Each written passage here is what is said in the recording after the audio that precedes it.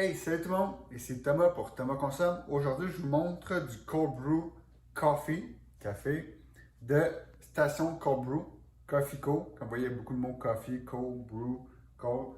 Bref, c'est quoi? C'est supposé être du café froid, donc du cold brew.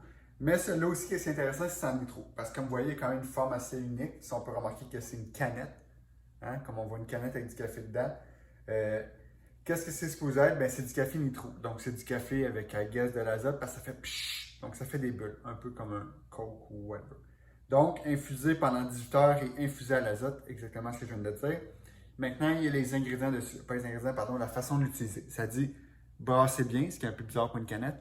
Vous me direz, versez rapidement et faites le plein. Donc, boire du café. Donc, qu'est-ce qu'il faut comprendre?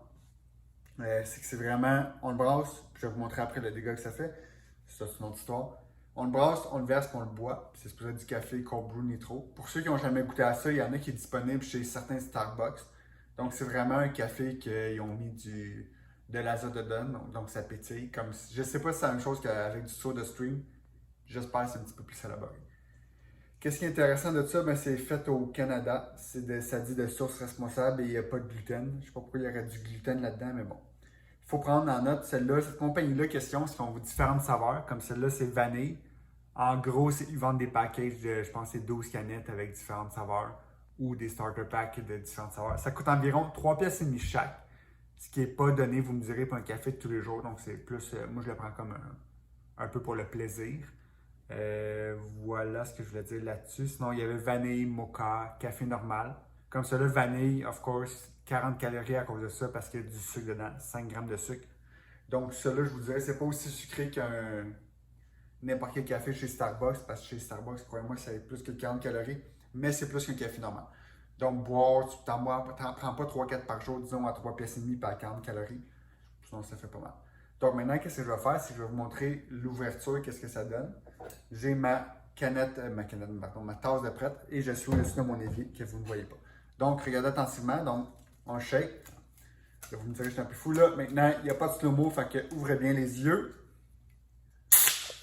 Voilà, j'en ai même mis sur mon téléphone. Et maintenant,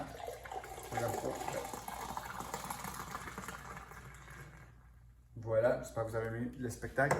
Donc, à quoi ça ressemble exactement? Ben, comme vous pouvez douter, c'est de la mousse. Donc voilà, il faut que je me baisse un peu, mon trépied est baissé. Donc, est-ce que ça goûte bon? I guess, là. En toute transparence, j'ai aimé essayer ça. Je pense pas que je vais m'arracher. Je trouve le goût de pétillant, il part assez vite. Je sais pas si c'est le fait qu'il est versé rapidement ou qu'il faut le brasser. Pardon, mais le goût de pétillant, il part quand même assez vite, donc c'est pas si fou que ça. Pour avoir goûté au Starbucks Nitro, en vrai, j'ai vraiment adoré, tandis que ça, j'aime ça, je suis content de l'essayer, mais honnêtement, à 3 pièces et demie chaque, je vais peut-être passer mon tour. Donc voilà, bonne journée.